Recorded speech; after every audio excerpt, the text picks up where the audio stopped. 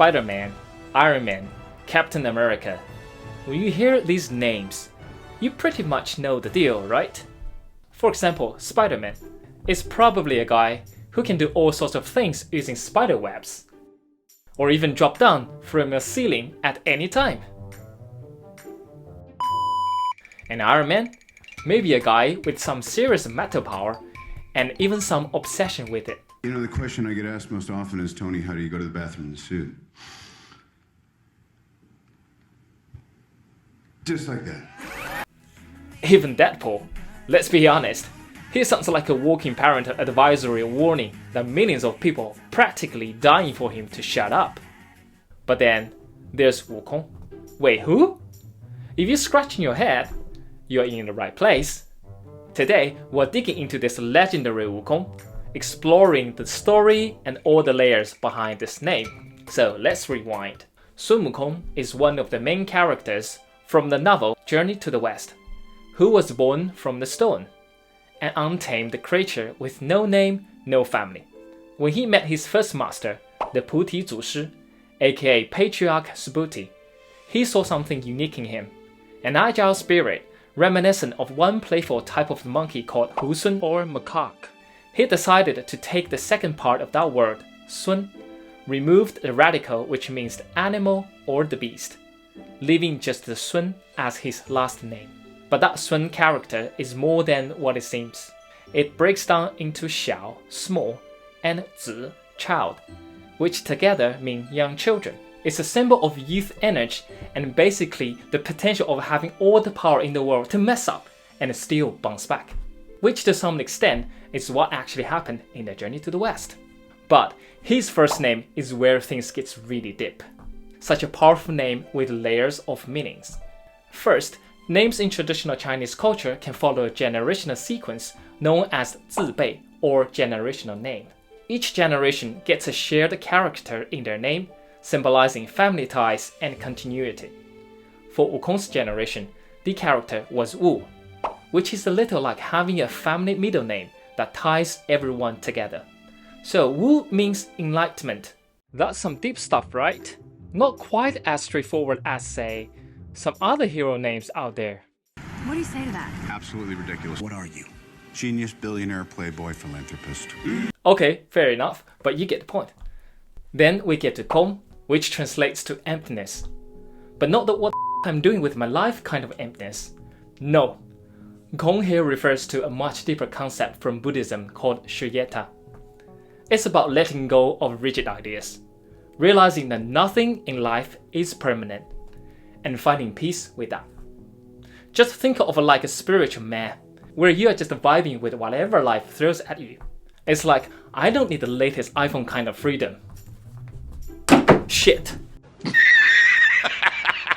Then put it all together, you can translate Wukong as awakening into emptiness. And there's a very similar idea in Western philosophy. For example, Immanuel Kant, a German philosopher, said, we experience life through a phenomenal world shaped by our senses. But beyond that lies the noumenal, or the thing in the self, the true essence of everything, which we cannot fully grasp. In Buddhism, awakening to emptiness is similar, and it provides a way to understand to this nature, that realizing that everything we perceive, including our sense of self, isn't fixed or permanent. It's just a complex web of causes and conditions working together, interdependently and constantly changing. So to awaken to emptiness means seeing beyond appearances, letting go of the need to control or hold on to anything. It's like the ultimate be water, go with the flow, breathing a sense of inner freedom and just rolling with life up and downs. That does remind me of someone. I said, empty your mind. Be formless, shapeless, like water. Now you put water into a cup, it becomes the cup. You put water into a bottle, it becomes the bottle. You put it in a teapot, it becomes the teapot. Now water can flow or it can crash. Be water, my friend. Nice. There you have it. Wukong was given as a Dharma name, a spiritual name given upon initiation into a faith, much like taking a saint's name in Christianity during baptism and confirmation. And in Buddhism, a Dharma name represents the spiritual qualities of a person hopes to cultivate. So Wukong isn't just a name, it's practically his life mission. If you are familiar with Black Myth Wukong, the game digs deep into this theme in a pretty intense way. Through a fateful transformation during a fierce battle, Wukong willingly sacrifices his physical form into 6 roots: eyes, ears, nose, tongue, body, and mind, the senses we use to experience the world. The protagonist, called the Destined One, must reclaim them one by one to inherit Wukong's spirits and gain the true freedom. The first 5 roots represents the phenomenal world, while the most important one, the root of mind, represents the emptiness. Only by embracing this very root, the true nature, can he transcend illusions and sees the world as it really is. In Journey to the West, Wukong's name also foreshadows his destiny. Wukong's biggest challenge comes when he encounters himself. Yep, he gets a doppelganger, his own fake Wukong. Think Loki clones or Spider-Man in the multiverse. Except that even the gods can't tell them apart. His clone acts like him, looks like him, and fights like him. But it's also his worst qualities, his stubbornness and aggression.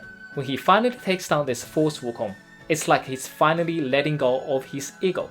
He grows wiser and calmer. It's like going from Angry Hawk to Zen Hawk, their evolution of transcending and make peace with themselves. To me, Wukong's story isn't just some action-packed adventure. On a deeper level, him being a monkey is almost a metaphor for the journey of all humankind. His story carries a hope that one day human can truly grasp the nature of this world. We are on our own journey to understand, accept, and embrace ourselves and life. Let go of rigid ideas about self and make peace with our own imperfections. We learn that freedom isn't about doing whatever you want or having whatever you desired for, but comes from understanding yourself and letting go of what weighs you down.